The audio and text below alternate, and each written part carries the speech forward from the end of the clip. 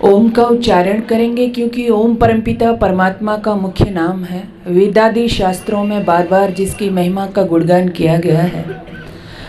तो मैं चाहती हूँ कि आप लोग अपने चित्त की वृत्तियों को एकाग्र करते हुए पवित्र ओम का स्मरण और गायत्री मंत्र का पाठ करेंगे।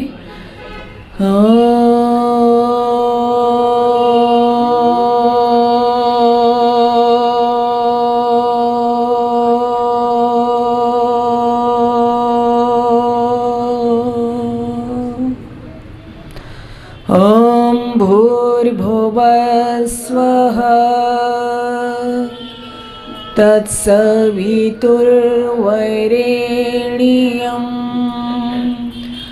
भर्गो देवस्य धीमहि धियो यो नः प्रचोदयात्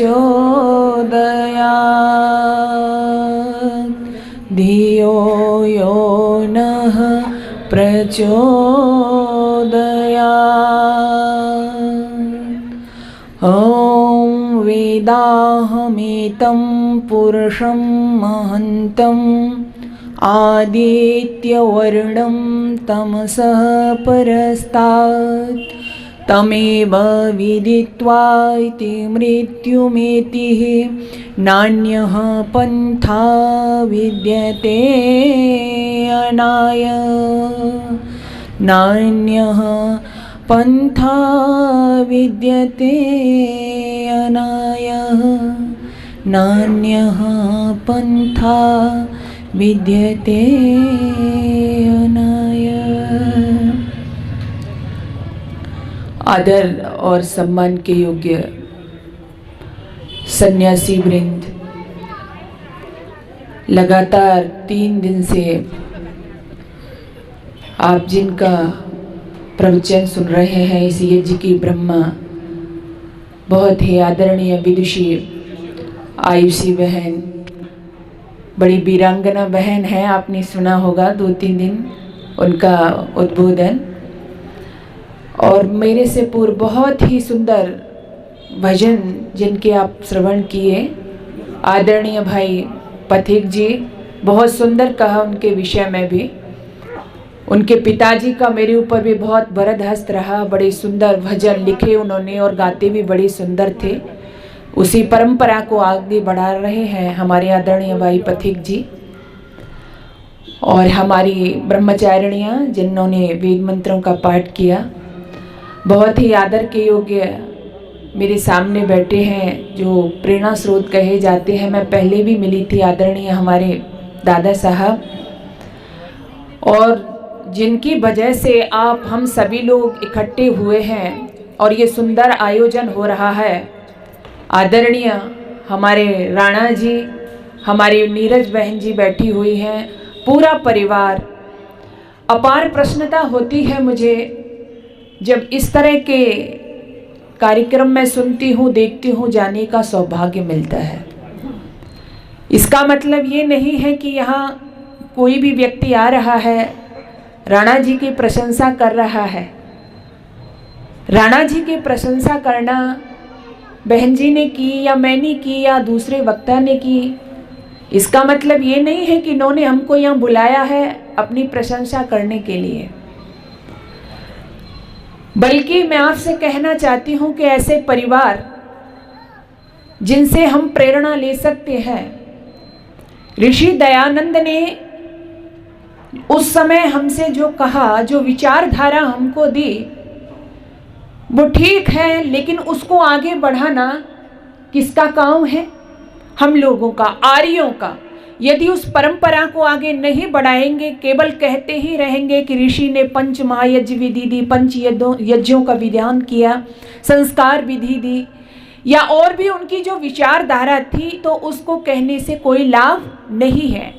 मैं कहा करती हूँ कि जब तक रचनात्मक कार्य समाज में नहीं होंगे, तब तक हम अपनी संस्कृति, अपना धर्म, अपने शास्त्र, अपने वेदादि ग्रंथों को नहीं बचा सकते। तो इस तरह के जो कार्य हैं, जैसे राणा जी ने, मैं देखती हूँ प्रतिवर्ष ही शायद होता है, पिछली बार भी मैं आई थी, तो कितना जो यज्ञ है उसको उन्होंने अपने परिवार में महत्व दिया हुआ है। यज्ञ की महिमा तो आप बहुत सुनते हैं, शायद सब लोग समाजों में भी जाते होंगे, वैसे भी आपने सुना होगा यज्ञ करना चाहिए, बड़ा महत्व है इसका। लेकिन ये कहने के लिए नहीं है, इसको अपने घरों में लाओ, उसको देखो, प्रैक्टिकल तो करो उसका कि इसका लाभ है कि नहीं है। तो मैं कहती हूँ कि वो रचनात्मक कार्य हर व्यक्ति के जीवन में आना चाहिए, जो राणा जी यहाँ से कर रहे हैं। तो मैं उनको बहुत बहुत धन्यवाद देती हूँ कि ये परंपरा भगवान उनको शक्ति भक्ति दे के आगे बढ़ती रहनी चाहिए। यज्ञ जो है हमारी संस्कृति का मैं कहूँ आधार है, यज्ञ के बिना कुछ भी नहीं है। आज प्रमुख समस्या पर्यावरण के लिए भी परेशान है, सरकार परेशान है, लोग परेशान हैं। तो इससे बड़ा कोई साधन पर्यावरण की शुद्धि का भी बोलो नहीं हो सकता है, क्या? यज्ञ। लेकिन हाँ, उसमें थोड़ा सा हमें ध्यान देना होगा। आज हमारे वैज्ञानिक भी इस बात को मान रहे हैं कि ये जो यज्ञ होता है इसमें जो हम गाय का घी प्रयोग करते हैं, तो 1 तोला गाय का घी जब हम अग्नि में डालते हैं तो वो 1 टन ऑक्सीजन पैदा करके हमको देता है। गूगल पर सर्च कर सकते हो आप इस बात को। लेकिन कब होगा कि गाय का घी हो? आज पूजा के नाम पर आपने देखा पूजा का घी, ऐसा टाइटल लिख के मार्केट में अलग से मिल रहा है। हम जब आप खाते हैं ना तो खाने के लिए सर्च करते हैं, गाँव में जाएंगे, रिश्तेदारियों में जाएंगे, पूछेंगे भैया कहीं शुद्ध घी मिल जाएगा क्या? पूछते हैं कि नहीं पूछते? शुद्ध घी चाहिए हमें, किसके लिए चाहिए? खाने के लिए चाहिए। लेकिन हवन की बात आती है तो मार्केट में पूजा का घी जो चर्बी युक्त होता है, इसलिए या तो हवन हम करते नहीं हैं या थोड़ा बहुत कभी करते भी हैं तो उसका कोई लाभ हमको नहीं होता। तो सबसे पहले परमपिता परमात्मा की भक्ति के लिए भी ऋषि दयानंद ने कहा कि जब परमात्मा की भक्ति करना, उनके समीप बैठना या उत्तम जो कर्म है उसको करना, यज्ञादि कर्म करना, इसके लिए क्या है कि उत्तम से उत्तम पदार्थ हम इसमें प्रयोग करें, उत्तम से उत्तम साकल्य हम इसमें प्रयोग करें, अच्छे वस्त्र पहने, हम स्नान आदि से निवृत्त होकर के हम इसमें बैठें, तो उसका इतना ही लाभ होता है। और ये कोई नया कार्य नहीं है। यज्ञ जो है हम देखते हैं कि पुराने समय में जब आप पढ़ोगे तो हर ने, अभी यहाँ से चर्चा चल रही थी, बहन जी कह रही थी, भगवान श्री कृष्ण का नाम ले रही थी। भगवान श्री कृष्ण के जीवन में यज्ञ था, भगवान राम के जीवन में यज्ञ था, माता कौशल्या यज्ञ करती थी, माता सीता यज्ञ करती थी। तो कोई नया तो नहीं है ना। मैंने देखा कि हम लोग जितने कृष्ण के भक्त हैं, जितने राम के भक्त हैं, अगर थोड़ी देर के लिए हम ऋषि दयानंद जी को नहीं मानते, मैं तो राम की ही बात कर रही हूँ, मैं तो कृष्ण की ही बात कर रही हूँ, आप उनको तो मानते हैं ना, उनके तो भक्त हैं ना। और बड़ी वेदना से युक्त ये बात थी जो अभी बहन जी कह रही थी कि आज कृष्ण को तो हमने इतना माना, लोग कह रहे हैं कि कहाँ तक मानने, उनके बिना नहीं रह रहे हैं। माता बहनों ने टोकरी में रख के उसको जहाँ भी जा रही हैं, कोई बच्चा कोई पति, इस तरह से। तो हम तो बड़े भक्त हैं ना कृष्ण के, तो फिर हमारी भक्ति कहाँ है? भक्त तभी तो होंगे जब उनके बताए हुए हम मार्ग पर चलेंगे, रास्ते पर चलेंगे। तो आपके जो कृष्ण है वो तो यज्ञ करते हैं, लेकिन आप तो नहीं करते ना। तो भगवान कृष्ण के भक्त आप कैसे हो गए? आपके राम तो यज्ञ करते हैं ना, तो फिर आप तो नहीं करते ना। आपसे मतलब जो राम के भक्त अपने आप को कहते हैं, तो फिर हम कैसे राम के भक्त हो गए? रामायण को पढ़िएगा, रामायण के अंदर आपको मिलेगा कि रामचंद्र जी ने सबसे पहला युद्ध यदि कोई लड़ा तो किसके लिए लड़ा? किसके लिए लड़ा? यज्ञ के लिए। यज्ञ की रक्षार्थ उन्होंने यज्ञ की रक्षार्थ धनुष बाण उठाया और उन्होंने प्रतिज्ञा की थी, जब विश्वामित्र उनको ले गए थे, निश्चरहीन करूं मैं भुज उठाए प्रण की, प्रतिज्ञा की थी उन्होंने।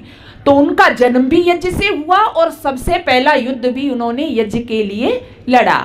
तो जो मैं बात आपसे कहना चाह रही हूँ, हमारे जो ऋषि महर्षियों की है, हमारे जो महापुरुषों की है, केवल उनकी जय लगाने से, जयकारे बोलने से लाभ होने वाला नहीं है। हम उनके बताए मार्ग पर यदि नहीं चलेंगे तो कितनी भी जय जयकार करो, उनकी जय होने वाली नहीं है। तो सबसे पहले मैं यहीं से बात प्रारंभ करना चाहती हूँ कि यज्ञ यहाँ पर हो रहा है हमारे घरों के लिए, हमारी समाज के लिए, पर्यावरण के लिए बहुत ही आवश्यक है। और हमारे महापुरुषों ने, देवियों ने इसको किया। माताओं बहनों का तो ये नियम होता था कि जब तक घर में यज्ञ नहीं हो जाता था ना, कोई दूसरा काम नहीं करती थी, भोजन नहीं करती थी, सब लोग यज्ञ करते थे। आजकल तो लोग कहते हैं बहन जी इतना समय ही नहीं है, सब नौकरी पेशा वाले हैं, सब व्यवसाय करते हैं, हवन कैसे करें।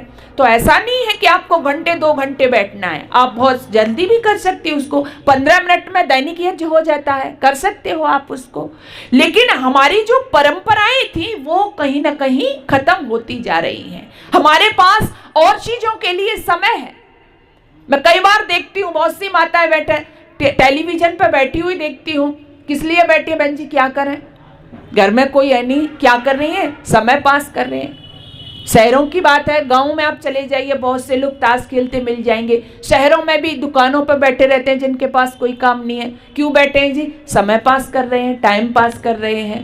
तो टाइम पास कर रहे हैं टेलीविजन देख करके, दुकानों पर बैठ करके, ताश खेल करके। और यदि हवन करने की बात कहें, यदि संध्या करने की बात कहें, यदि स्वाध्याय करने की बात कहें तो टाइम नहीं है, समय नहीं है।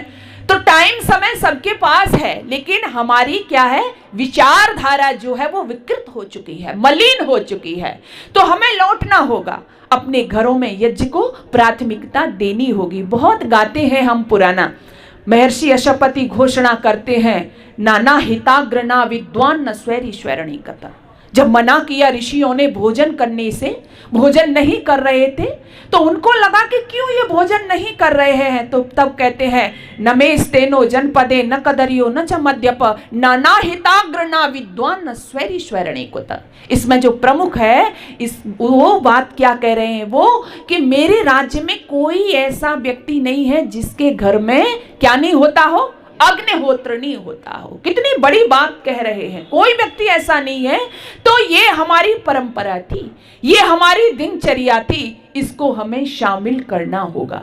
जहां पर यज्ञ नहीं है, जहां पर इनकी धूम नहीं है, वो मेरा देश ही नहीं है। अरे जहां शस्य श्यामला धरा न हो, नव हवन धूम से भरा न हो, जहां प्रकृति सुंदरी के अधरों पर मदमाती मुस्कान नहीं, वह मेरा हिंदुस्तान नहीं। जहां स्वार्थ दशानन ने हर ली मानवता की मिथिलेश गली, आदर्श राम के नेत्रों से स्नेह अश्रु की धार बही, अब कौन मसक समरूप धरे, स्वार्थ की लंका दाह करे। जहां वीर पराक्रम ज्ञान रूप श्री राम भक्त हनुमान नहीं, वह मेरा हिंदुस्तान नहीं। संगठन छुपाए सर नीचे, जहां धर्म खड़ा आंखें नीचे, जहां शुभ्र संस्कृति की साड़ी शासन दुशासन बन खींचे, जहां न्याय खड़ा पछताता हो, कानून सत्य को खाता हो, जिस धरती पर ईमान नहीं, इंसान जहां इंसान नहीं, वह मेरा हिंदुस्तान नहीं। जहां वासनाओं का नर्तन हो, नित नया वेश परिवर्तन हो, जहां समुचित सभ्यता के तन पर मानवता का परिधान नहीं,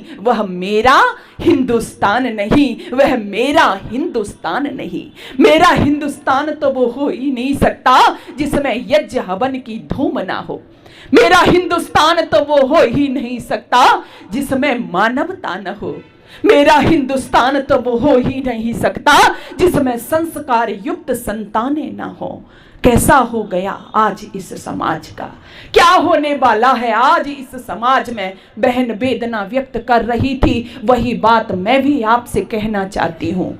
बहुत आपने कीर्तन किए, बहुत आपने राम के गीत गाए, और मैं आज भी देख रही हूँ, अभी हमने इस देश के अंदर धर्म पर बहुत सोचा, संस्कृति पर बहुत सोचा, और मैं पिछले दिनों से देख रही हूं 500 साल बाद हमने एक मंदिर बनाया। कौन सा मंदिर बनाया आप सभी की जानकारी में है। 500 साल बाद एक मंदिर बना करके हम इतना उछल कूद रहे हैं कि जैसे हमने क्या कर दिया। ये ठीक है, हमने मंदिर बनाया 500 साल बाद, और वो भी कहाँ बनाया, एक हिंदू आबादी वाले क्षेत्र में और इतना उछल कूद कर रहे हैं। ये ठीक है कि आपने रामलला को बुलाया, हालांकि कहीं गए नहीं थे, लेकिन फिर भी आपने मंदिर बनाया। लेकिन मेरा प्रश्न तो आपसे ये है कि आगे जब कोई बाबर आएगा इस देश में, आगे जब कोई औरंगजेब आएगा इस देश में, तो आपकी तैयारी क्या है? मैं आपसे ये पूछना चाहती हूँ। मंदिर बन गया, ठीक है, आपकी तैयारी क्या? आपकी तैयारी यही है जैसा बहन कह रही थी? आपकी बहन बेटियां आज सलीम के साथ में, अहमद के साथ में, मोहम्मद के साथ में जाकर के धर्म परिवर्तन करेंगी और आप राम सीता के नारे बोलते रहो, जयकारे करते रहो। आपकी संस्कृति सुरक्षित रहेगी क्या? नहीं रहेगी। इसलिए हमें जागना है, हमें सोचना है। आप अपने घरों से बाहर बेटियों को भेजते हो, पढ़ने के लिए भेजते हो। आज गुरुकुलीय शिक्षा नहीं है। क्यों नहीं है? क्योंकि हमको लगता है गुरुकुल में पढ़ेगा माने बच्चा गुरुकुल में गया तो उसका स्टैंडर्ड डाउन, गुरुकुल में पढ़ा है। पहले तो बोलने भी नहीं दिया जाता था, गुरुकुल में पढ़ा है। जब हमें कला की संस्कृत पढ़नी है, हमको संस्कृत पढ़ना हमने शुरू किया, पीएचडी किया, एमए किया, जो भी था, तो लोगों का एक ही भाव था कि संस्कृत पढ़ के क्या पंडिता बनोगी, क्या पंडित बनना है? अभी बच्चे को संस्कृत पढ़ा, क्या पंडित जी बनेंगे? यानी संस्कृत को हमने केवल कर्मकांड तक जोड़ के रख दिया। पंडित जी बनेंगे संस्कृत पढ़ेंगे तो। हाँ, अब थोड़ा थोड़ा लोगों की बुद्धि खुली कि जब इसरो प्रमुख सोमनाथ ने भी कहा कि यदि हमने संस्कृत पढ़ी होती तो हम आज दुनिया में सबसे आगे होते। हम मानते हैं, हमारे ऋषियों ने योग क्यों कहा? अभी कह रहे थे राणा जी योग करें, हम अष्टांग योग दिया, ये आज का थोड़ा ही है, ये तो बहुत पुराना है, लेकिन हमने नहीं माना। लेकिन विदेशों ने कहा कि योगा करो, योगा, तो हम मानने लगे। संस्कृत पढ़ो, पूरा देश कह रहा है, नहीं मानेंगे। लेकिन अगर ऑक्सफोर्ड यूनिवर्सिटी कहा जाएगा कि संस्कृता पढ़ो, संस्कृता, तो फिर हम सीना चौड़ा करेंगे कि हाँ अब पढ़नी चाहिए। यानी हमारे ये बीमारी हो गई है, हमें अपना कुछ अच्छा नहीं लगता है। हम बाहर वाले जो कह देते हैं, हम हीन भावना के शिकार हो गए हैं। हमें अपना नहीं, दूसरों का, दूसरे की जो संस्कृति है, जो कल्चर का कचरा है, वो हमको अच्छा लगता है। तो अब बहुत हो गया, जागने का वक्त है। और कहाँ से? मैं तो ये करती हूँ, ये शुरुआत हमें अपने घरों से करनी होगी। आप छोड़ो क्या हो रहा है बाहर, कहां से करनी है?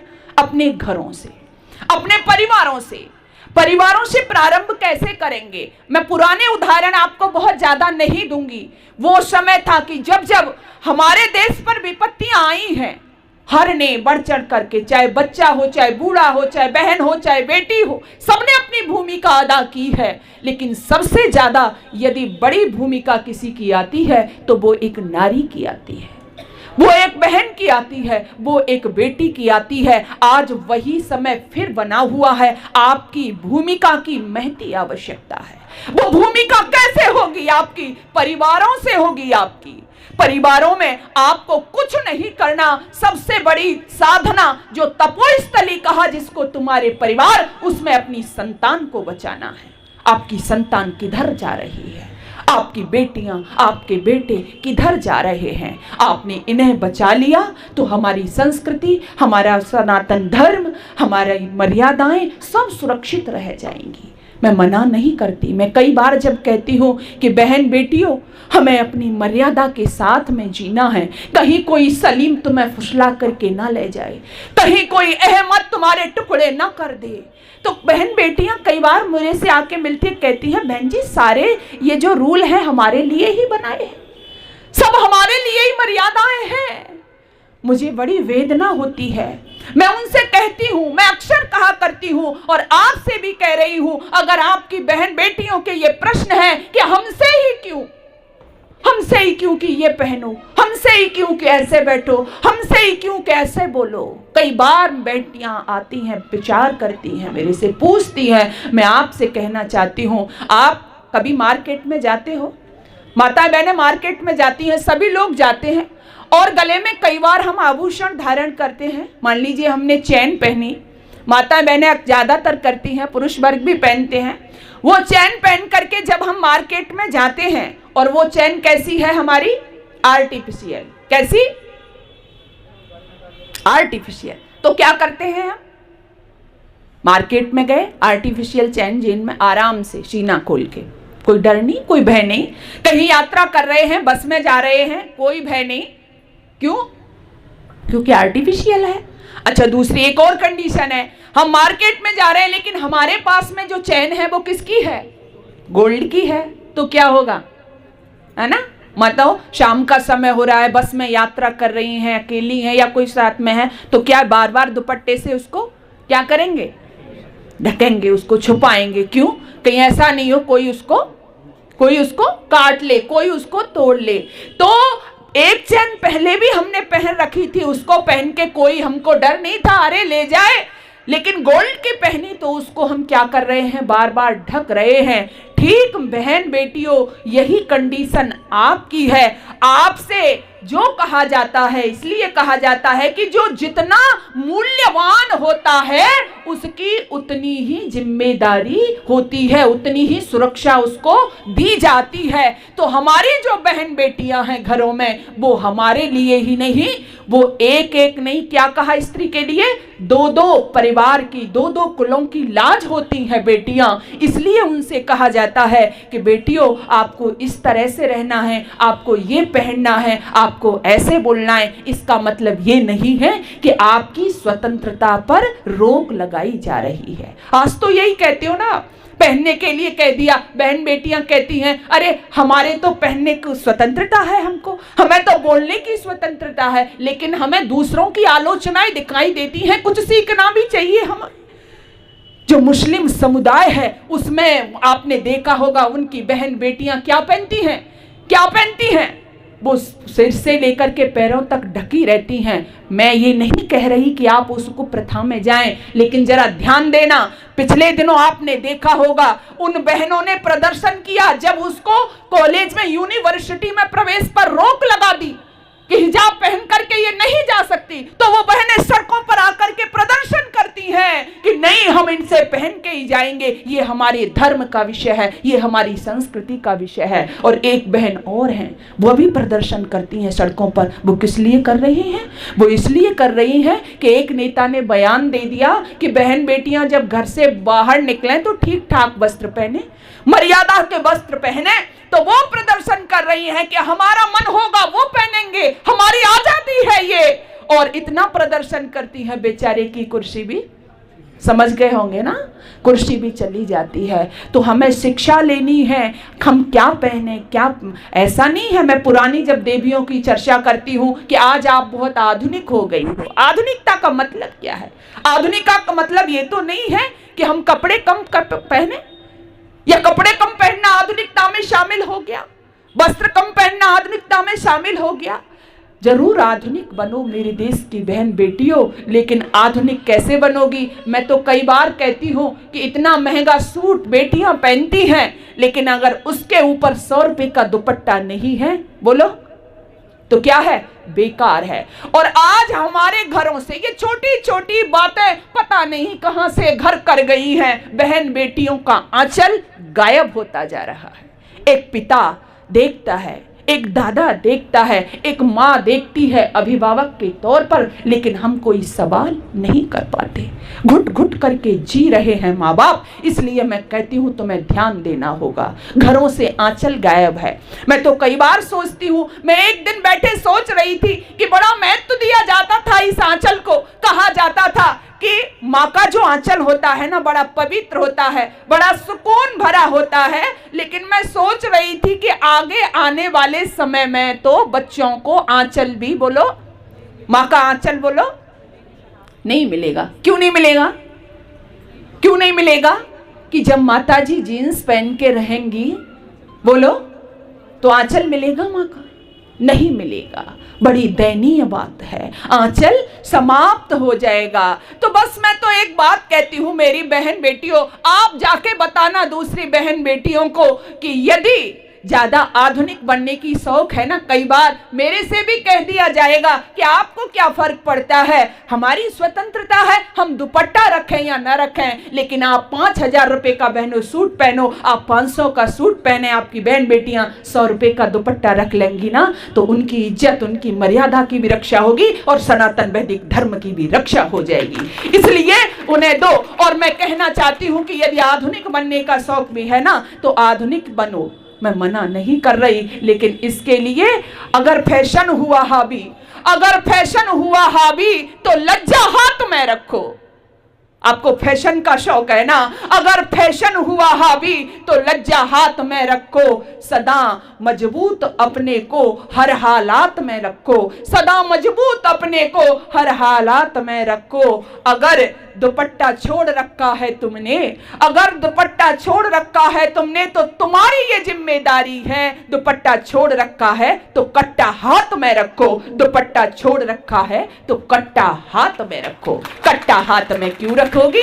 क्यों? क्योंकि आपको अपनी रक्षा के लिए वीरांगना बनना है। आधुनिक बनी हो तो इसके लिए विधर्मियों से, शत्रु से लोहा लेने के लिए आपको तैयार होना होगा। तो इसलिए मैंने कहा कि सबसे पहले हम क्या करें? स्वपस्य। इसका मतलब क्या है? हम अपने आप को देखें, और अपने आप को देखने का मतलब है कि हम घरों में, अपने परिवार में अपनी संतति का निर्माण करें, अपनी संतान को देखें। बाकी हमारी संतान हाथ से चली गई। मैंने घर में जा जा करके लोगों को देखा है, रिश्तेदारों को देखा है, परिवारों को देखा है, बेचारे पढ़ा रहे हैं, खर्च कर रहे हैं, लेकिन जो चाहते थे वो नहीं मिला। बड़ी उम्मीद थी कि बेटी का विवाह करेंगे, बेटे का विवाह करेंगे, बड़े अरमान थे, ऐसी बहू लाऊंगी, अरमान थे सासू बनने का, बड़े अरमान थे ऐसा दामाद आएगा। लेकिन पता तो तब चलता है जब बहू और दामाद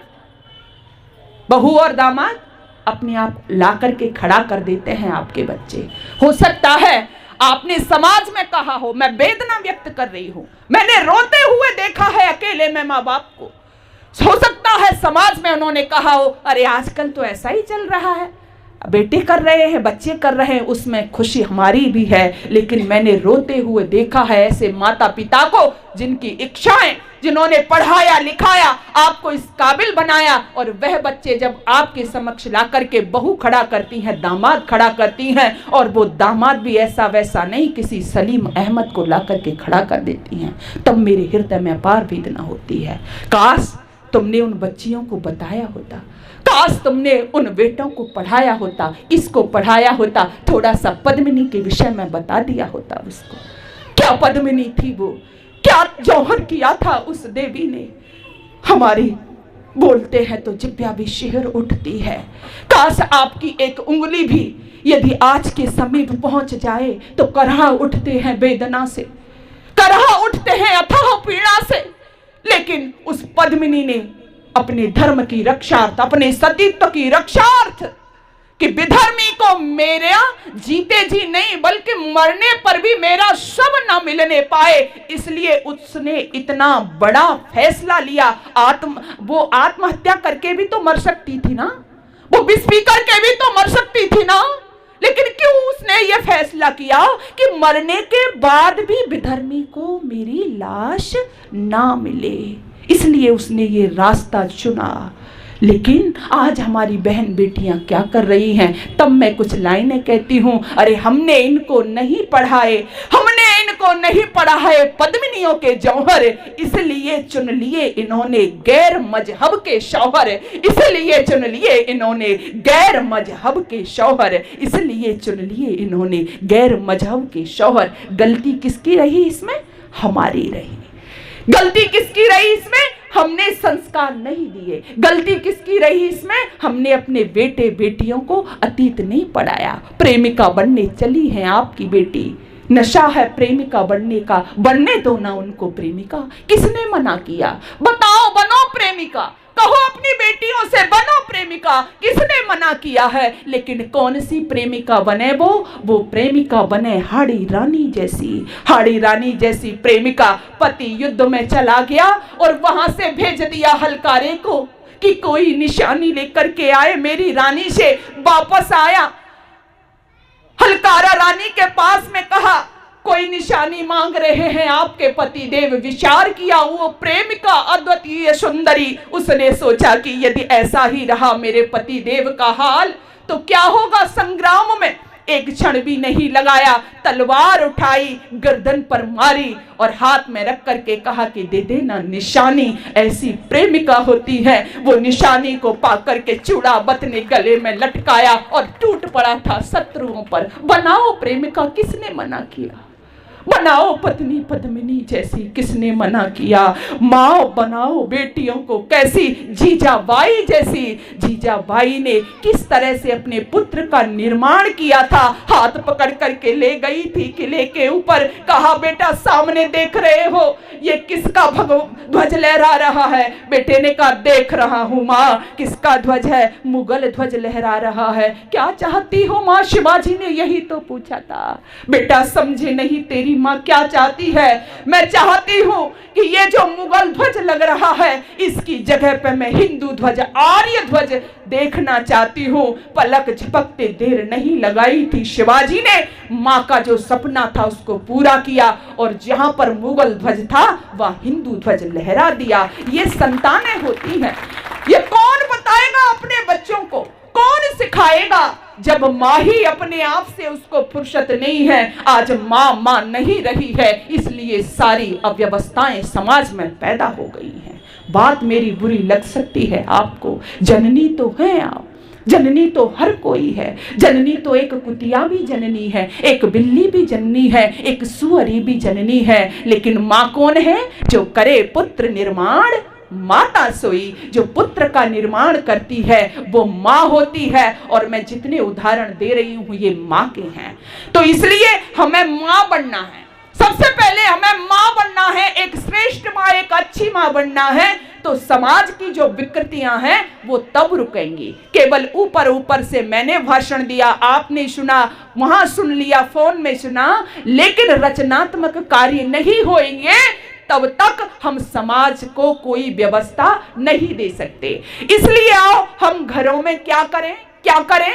एक संकल्प लेकर के जाएं कि हम अपने बच्चों का निर्माण करेंगे, हम अपने बच्चों को संस्कार देंगे। कई बार मैं कहती हूं तो कहते हैं बहन जी क्या बच्चे को डॉक्टर नहीं बनाए, क्या बच्चे को इंजीनियर नहीं बनाए, गुरुकुल में भेज दे। आजकल तो गुरुकुल भी वो वाले गुरुकुल नहीं है जो लोगों, मैंने कहा ना, चोटी रखा ली, कट वस्त्र पहन लिया, बस ये समझते थे गुरुकुल में संस्कृत पढ़ेगा। आजकल तो गुरुकुल भी सारी शिक्षाएं वहां पे दी जाती हैं। और सबसे बड़ी शिक्षा, आपका बच्चा क्या बनेगा? मानव बनेगा। और ये ध्यान रखना, मानवता बहुत जरूरी है। आपके बच्चे डॉक्टर, इंजीनियर, वकील तो बन जाएंगे, लेकिन सबसे पहले उनको क्या बनना है? मानव यदि आपके बच्चे बन गए तो सारी समस्याओं का समाधान हो जाएगा। देखा ना, कहाँ समस्याओं का समाधान, कैसे हो जाएगा समस्याओं का समाधान? आज आपने, अच्छा पढ़े लिखों की आज कमी है समाज में? कमी है? नहीं है ना? मेरा जो अनुभव है या जो मैंने देखा समाज में, आज कमी नहीं है। पहले कहाँ, आप बहुत ज्यादा समय नहीं है, कुछ ही, हमको तो इतना समय नहीं है, लेकिन हम भी देख रहे हैं कि पिछले समय में हमारे घरों में देखो, जो दादी, हमारी दादी नानी थी, वो क्या थी? बहुत कम पढ़ी लिखी, बहुत अनपढ़, कम पढ़ी लिखी, लेकिन उनके संस्कार देखो, बच्चे बड़े संस्कार युक्त थे। और आज क्या है? आज मैं देख रही हूँ हर कोई पढ़ रहा है, हर कोई पढ़ा लिखा, माताएं बहनें पढ़ी लिखी, हर व्यक्ति पढ़ा लिखा। और जितने पढ़े लिखे बिगाड़ उतना ही ज्यादा। क्यों? क्योंकि आपने देखा होगा, एक इंजीनियर आप बना देते हो, इंजीनियर बनाया आपने, उसने पुल का निर्माण किया, उसने सड़क का निर्माण किया, लेकिन कैसा निर्माण किया कि वह सड़क 1 महीने नहीं चलती, वह पुल टूट जाता है, हजारों करोड़ों लोगों की जान चली जाती है।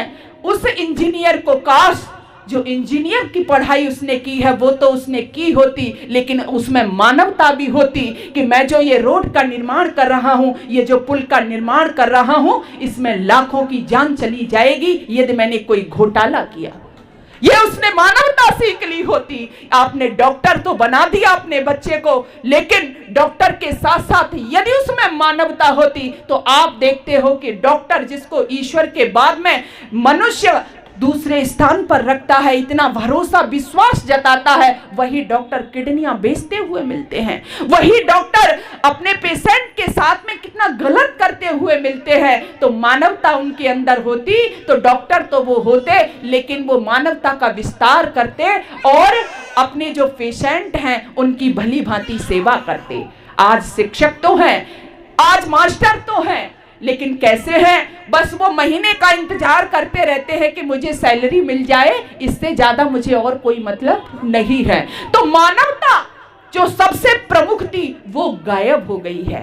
ये मानवता कहाँ मिलेगी? ये गुरुकुलों में पाठ पढ़ाया जाता है, गुरुकुलों में आपको हर तरह की शिक्षा मिलेगी। तो मैं कहती हूँ डॉक्टर, इंजीनियर, वकील बनाओ, लेकिन भाई एक बच्चे को विद्वान और विदुषी भी बनाओ। बाकी संस्कार युक्त सारे बच्चे तो होंगे ही, लेकिन आगे जब जरूरत होगी, आप कह रहे हो ना कि आज हमारी संस्कृति, आज हमारे धर्म ग्रंथ संकट में, कैसे रक्षा होगी? मान लीजिए गीता में किसी ने मिलावट की, मान लीजिए रामायण में मिलावट की, महाभारत में, दर्शनों में जो भी हमारे तोड़ फोड़ की मिलावट किया गया, तो फिर कैसे इसको कोई समझ पाएगा? सब अंग्रेजी पढ़े लिखे होंगे, कॉन्वेंट के पढ़े लिखे होंगे, तो बताओ कैसे पता चलेगा? बोलो आप, पता चलेगा? नहीं पता चलेगा। कब पता चलेगा? जब संस्कृत के विद्वान और विदुषियां होंगी, तब आपके धर्म ग्रंथों की रक्षा होगी। और यदि ऐसा नहीं हुआ तो मुझे बुला लो, मैं भाषण करूंगी, आप सुन के चले जाओगे, रचनात्मक कार्य नहीं होगा, तो कुछ भी होने वाला नहीं है। इसलिए गुरुकुलों को बचाइए, गुरुकुलों को संरक्षण दीजिएगा, गुरुकुलों में अपने बच्चों को भेजिएगा। नहीं भेज सकते हो, जो दूसरों के बच्चे हैं, जो कुछ कर सकते हैं, उनको बढ़ावा दीजिए। यदि आपके पास धन है तो धन दीजिए, आपके पास बल है तो बल दीजिए, आपके पास विद्या है तो विद्या दीजिए। आप जिस तरह से कर सकते हो उस तरह से गुरुकुलों का पोषण कीजिएगा। गुरुकुलों का पोषण होगा तो जो निकल करके ब्रह्मचारी आएंगे, जो निकल करके वेद के विद्वान आएंगे, वो आपके धर्म और संस्कृति की रक्षा के।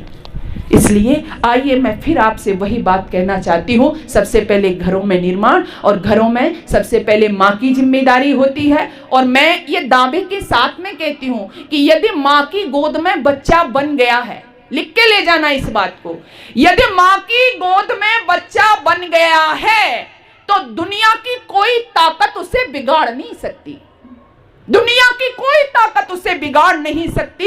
यदि माँ की गोद में बच्चा बन गया है, माँ ने उसका सही ढंग से निर्माण कर दिया है, और यदि माँ की गोद में बच्चा बिगड़ गया, उसका निर्माण नहीं हुआ, तो दुनिया की कोई ताकत उसको सुधार भी नहीं सकती।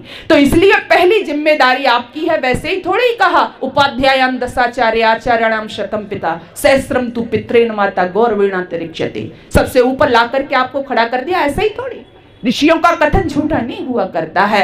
तो इसलिए सबसे बड़ी जिम्मेदारी माताओं आपकी है। आप संभलो, आप जो भौतिकता में, आधुनिकता के चंगुल में जो फंस गई हो, इससे बाहर निकलिएगा। फिर पिता भी अपनी जिम्मेदारी समझेगा, और गुरुकुलों में बच्चे जाएंगे तो आचार्य तो तैयार है आपके बच्चे के निर्माण के लिए। फिर देखिए समाज की व्यवस्था कैसे नहीं बदलेगी। और फिर थोड़ा सा आगे चलते हैं, एक विडंबना मैंने और देखी है समाज में। कई बार मेरे पास आते हैं, अभी राणा जी भी चर्चा कर रहे थे, आज परिवारों की स्थिति बड़ी खराब हो गई है, परिवार टूट रहे हैं, बिखर रहे हैं, बड़ी खुशी खुशी सारे समारोह होते हैं, और फिर यही घर शोक से युक्त हो जाते हैं। मैंने खुद देखा है। अभी अभी कई बार मैं चर्चा करती हूँ, अच्छा उसकी शादी थी, विवाह था, बोले हाँ, तो क्या हुआ? बस ऐसे ही, अब कुछ ठीक नहीं है, तो और क्या है? तलाक। यानी महीना हुआ, 2 महीना हुआ, विवाह जैसा पवित्र बंधन जो हमारे यहाँ पर बड़े बुजुर्ग लोग बैठे हुए हैं, मेरी माताएं बहनें बैठी हुई हैं, क्या कहा जाता था यहाँ जो रिश्ता था 1 जन्म का नहीं था, क्या 7 जन्म, और अब तो 7 दिन भी नहीं होते कई बार। कैसे बदलाव आया ये? क्या यही संस्कृति है हमारी? बोलो, क्या यही संस्कृति है हमारी? नहीं, बदली नहीं। अल्पायु वर जो वर लिया सो वर लिया। अल्पायु में ही जो वरण कर लिया बस बर लिया, पूरा जीवन निकाल देती थी। लेकिन आज कैसे हो गया, इसके पीछे कभी सोचा है आपने? कई बार अपार वेदना होती है। मैं देखती हूं कि आज हमारे सनातन वैदिक धर्म जो आप चिल्ला रहे हो ना, सबसे ज्यादा इसका पतन या सबसे ज्यादा इसको हानि शादी विवाह में ही हो रही है। सबसे ज्यादा हानि आप कहोगे कैसे हो रही है? आपने देखा कि जब विवाह होता है और विवाह में सबसे पहले मैंने देखा जब बारात आदि जाती है या जो कोई भी होती है तो माताएं, बहनें, भाई सभी बहुत सज संभल के सबसे पहले क्या शुरू करते हैं? डांस बोलते हैं जिसको, डांस करना। किसके ऊपर डांस? रोड पे जा रहे हैं, डांस कर रहे हैं। ये बड़ा वेदना का विषय है मेरे लिए। तो सड़क पर डांस होता है। मैं कहती हूँ अपने को भले परिवार के, सभ्य परिवार के कहने वाले बेटे और बेटियां, पुरुष और स्त्रियां जो रोड पर नाच रहे हो। अच्छा, जो रोड पर नाचता था उसको क्या कहते थे हमारे यहाँ, और आज भी कहते हैं? क्या कहते हैं बताइए? बताइए। नचकइये, नाचने वाले। मेरी तरफ तो नचकइये ही बोलते हैं उसको, है ना। लेकिन आज अपने को सभ्य परिवार का कहने वाले लोग धड़ल्ले से नाच रहे हैं। मैं नाचने के विरोध में नहीं हूं, नृत्य होता है, शालीन नृत्य मेरी माताओं बहनों हमारे परिवारों में होता है। जब विवाह आदि होते हैं तो कितनी रस्में होती हैं, उसमें होता है शालीन नृत्य होता है। बहन बेटियां शालीनता के साथ में नाचें। लेकिन आप मुझे बताइए, जिस देश के अंदर युवा बेटियां, युवा बहनें, माताएं इकट्ठा अश्लील वस्त्र धारण करके अश्लील गानों पर रोड पर नाचती हो, वहां राम आएंगे, वहां कृष्ण आएंगे, वहां हनुमान आएंगे, वहां सीता आएंगी? आप ही बताइए, नहीं आ सकती हैं। ये खेल शादी विवाह से शुरू होता है और फिर जब विवाह संस्कार होता है वहां तो सारी हदें पार हो जाती है। विवाह संस्कार, तलाक कैसे ना हो, कई बार मैं सोचती हूँ। जो विवाह संस्कार होता था, प्रमुख विवाह में सबसे प्रमुख स्थान किसका है? विवाह संस्कार का ही है ना। वहां पर एक अच्छे आचार्य को बुलाया जाता था पूरी, क्योंकि एक नए गृहस्थ में प्रवेश कर रहे हैं बेटे और बेटियां, तो वहां पे पूरा वो समझाता था कि बेटी कैसे रहना है, तेरा दायित्व क्या है, पति के रूप में तेरा दायित्व क्या है, पत्नी के रूप में तुझे कैसे निभाना है। लेकिन वहां क्या होता है आपको सबको पता है ना, आजकल भी सीजन चला हुआ है शादी विवाह का, आपको पता है क्या होता है वहां? पहले तो पूरा शादी ही नहीं होती, दिन की शादी, जिसने दिन में शादी की उसका स्टैंडर्ड खत्म। मानते हो ना इस बात को? जिसने दिन में शादी की वो दो कौड़ी का आदमी नहीं आज की समाज में। तो पहले रात में विवाह संस्कार कब होता है? रात्रि में। अच्छा, जब सूर्यास्त हो जाता है उसके बाद में तो मुर्दे को भी नहीं जलाते, उसको भी रख लिया जाता है। और विवाह जैसा पवित्र संस्कार कब हो रहा है बोलो? रात में। अब एक बात विचार करना, मैं कोई कहानी नहीं सुना रही हूं आपको, जो सच्चाई है एक विचार करना इस बात पर। रात को विवाह संस्कार और उधर वेदी बनाए हुए है और एक साइड में शराब, मीट, जो भी हो सकता है वो उधर चल रहा है। अच्छा, ये बताइए कि जिस विवाह जैसे पवित्र संस्कार में देवताओं का आह्वान किया जाता था, ध्यान देना, देवताओं का आह्वान किया जाता था, अग्नि स्वाहा, विष्णु स्वाहा, प्रजापति स्वाहा बोला जा रहा है, उधर मांस खाया जा रहा है, उधर शराब पी जा रही है। और ऐसी स्थिति में वहां पर देवता लोग आएंगे, देवताओं का आशीर्वचन होगा? नहीं होगा। और फिर जब नंबर आता है विवाह संस्कार का, तो क्योंकि आधे तो नाचने में, शराब में थके हुए होते हैं, बस पंडित जी जल्दी से निपटा दो। अब पंडित जी ही क्या करें? पंडित जी कहते हैं ठीक है, तो पंडित जी को भी जैसा आया उल्टा सीधा दो चार मंत्र बोले और वो क्या कर दिया? निपटा दिया। अब आप देखो, जो विवाह जैसा पवित्र संस्कार जहां पूरा समझाया जाता था किस तरह से तुम्हारे दिल मिले हुए हों, कहा जाता था जैसे दो नदियों का जल मिल जाता है, वो हटता नहीं है, उसको अलग नहीं किया जा सकता, ऐसे पति पत्नी का दिल हृदय मिले हुए होनी चाहिए। इस तरह के पवित्र भावना वैदिक मंत्रों के साथ में जब आचार्य व्याख्या के साथ में बताता था, तो मेरा ये दावा है कि आज से कुछ समय पहले तलाक जैसी परंपरा नहीं थी, क्योंकि तलाक हमारा शब्द भी नहीं है हमारी संस्कृति का। तलाक किसका शब्द है? उर्दू सभी जानते हैं, किसका शब्द है? उर्दू का, इंग्लिश में क्या बोलते हैं? डिवोर्स। लेकिन हमारी वैदिक संस्कृति में कोई तोड़ने के लिए, यानी विवाह को तोड़ा जाए, इसके लिए कोई शब्द नहीं है। या तो हस्तबंध, हाथ बांधना, पाणी ग्रहण, हाथ को पकड़ना, ये शब्द हैं। तो हम कहाँ जा रहे हैं? हमारी संस्कृति पर हमें अभिमान होना चाहिए था, लेकिन हम तो इसमें भी नकल कर रहे हैं ना। आज विवाह हुआ, दूसरे दिन तोड़ दिया। ये कहाँ की है? ये यूरोप की संस्कृति है, ये इंग्लैंड की संस्कृति है, क्योंकि वहां विवाह कॉन्ट्रैक्ट मैरिज होता है, समझौता होता है। लेकिन हमारे यहाँ क्या कहते हैं? आत्माओं का मिलन है विवाह। कहते हैं पति पत्नी दो शरीर और एक प्राण, इसका नाम है विवाह। ऐसे ही नहीं, लेकिन हम तो सारी चीजें विदेशों की नकल कर रहे हैं। हमें जागना होगा, हमें समझना होगा। इस पर भी मैं चाहूंगी कि हमें पहल करनी होगी, और खासकर मैं आर्यों से यहाँ जो है उनसे भी ये अपील करना चाहूंगी कि इस दशा में हमें भी काम करना होगा। हमारे जो संस्कार हो वो दिन में हो, विवाह संस्कार हो वो दिन में हो, महत्ता बताई जाए अपने बेटे बेटियों को, अच्छा योग्य आचार्य बुलाया जाए जो समझाए कि विवाह संस्कार कोई मजाक नहीं होता, केवल नाचने गाने का नाम नहीं होता, केवल अच्छी ड्रेस पहनने का नाम नहीं होता। विवाह संस्कार एक बहुत बड़ी जिम्मेदारी का नाम है। जिस गृहस्थ में आप जा रहे हो उसमें तपस्या करोगे तभी राम निकलेंगे। भगवान कृष्ण का नाम अभी आप सुन रहे थे, बहन जी भी बता रही थी। भगवान श्री कृष्ण के जो पुत्र था ना प्रद्युम्न, कितने वर्ष बाद हुआ था? कितने वर्ष बाद हुआ था बताओ आप? 12 वर्ष तक घोर तपस्या के बाद में तब उनके एक पुत्र हुआ। वो खुद कहते हैं प्रद्युम्न नाम में शुतः, प्रद्युम्न नाम मेरे पुत्र का है मेरा। और कहते हैं वो पिता और पुत्र दोनों कद काठी में एक जैसे थे। कभी कभी मां रुक्मिणी भी असमंजस में पड़ जाती थी। ऐसी संतानें कब आती हैं? जब आप, ये जो गृहस्थ आश्रम है ये भोग स्थली नहीं है, ये तपो स्थली है। ये चारों आश्रमों में सबसे ज्येष्ठ और श्रेष्ठ आश्रम है, इसकी महत्ता को समझिएगा। तो मेरा ये दावा है कि फिर ये जो तलाक हो रहे हैं ये नहीं रहेंगे। कहीं ना कहीं कमी हमारी होती है, हम अपने दायित्व को नहीं समझ पाते, इसलिए सब होता है। हम स्टैंडर्ड के नाम पर चले जा रहे हैं, बहे जा रहे हैं, फिर हमारे परिवार टूट रहे हैं। और वही बच्चे जो डिवोर्स करेंगे, जिन्होंने अभी विवाह किया, डिवोर्स हुआ, वही ऐसे ही बच्चे हैं कि घर परिवार में वो ना माता पिता की इज्जत करते हैं, ना उनका ख्याल रखते हैं, ना उनको भोजन देते हैं। कई बार मैंने देखा आंसू बहाते हुए बुजुर्ग माँ बाप का, ये सबसे बड़ी समस्या समाज में बनी हुई है। जगह जगह आप देखो वृद्धाश्रम खुल रहे हैं। जी क्या जरूरत है वृद्धाश्रम की? घर कम पड़ गए क्या?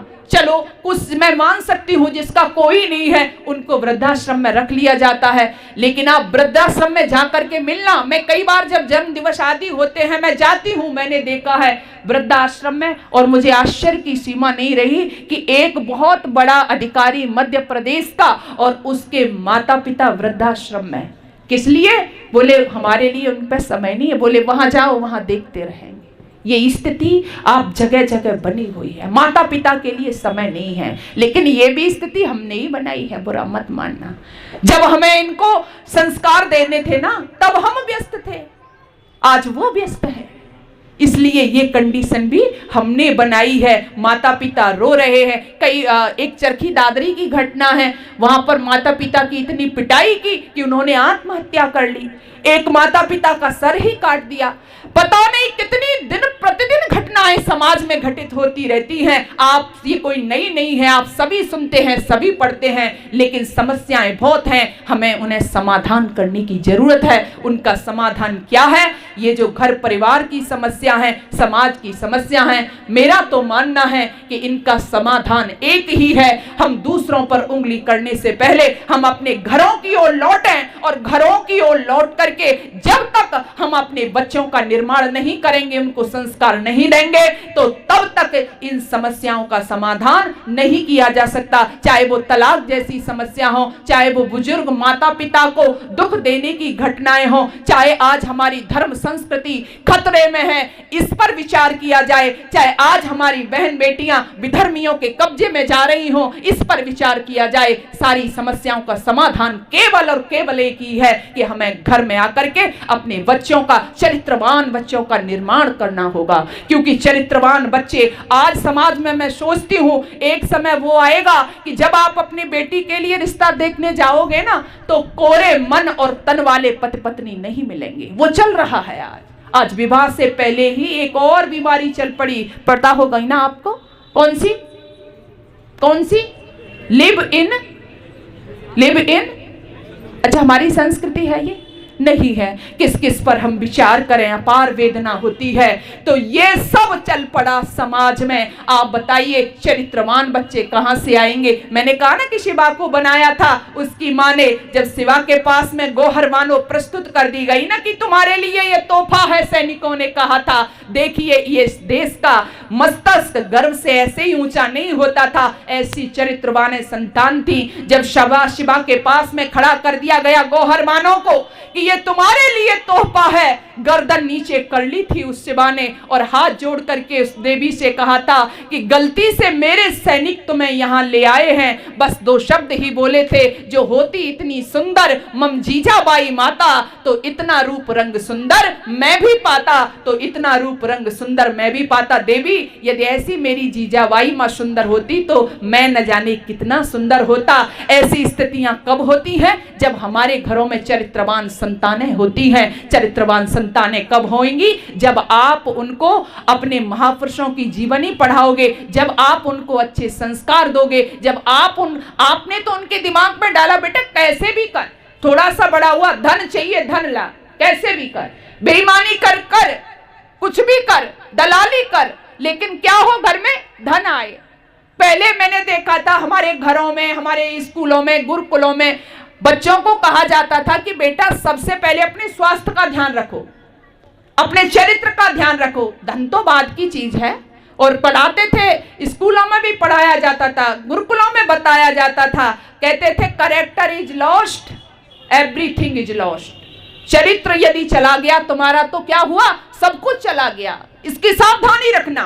Character is lost, everything is lost, money is lost, something is lost, but health is lost, something is lost, but money is lost, everything is lost. आज उल्टा हो गया। पहले चरित्र को प्रमुखता दी जाती थी, चरित्र को सबसे प्रमुख बताया जाता था। Character is lost, everything is lost, health is lost, something is lost, money is lost, everything is lost. ये आज की कहावत है, लेकिन पहले था कि चरित्र चला गया तुम्हारा तो सब कुछ चला गया, और मनी चला गया तुम्हारा तो कुछ नहीं गया। हेल्थ चला गया, money is lost, something is lost. यदि तुमने मनी को चला गया आपका तो सब कुछ आपका गायब हो गया। ये आज कहा जा रहा है बच्चों से, तो आज उल्टा कर दिया। Money is lost, everything is lost, character is lost, nothing is lost, health is lost, something is lost. ये अंतर आज आ गया है।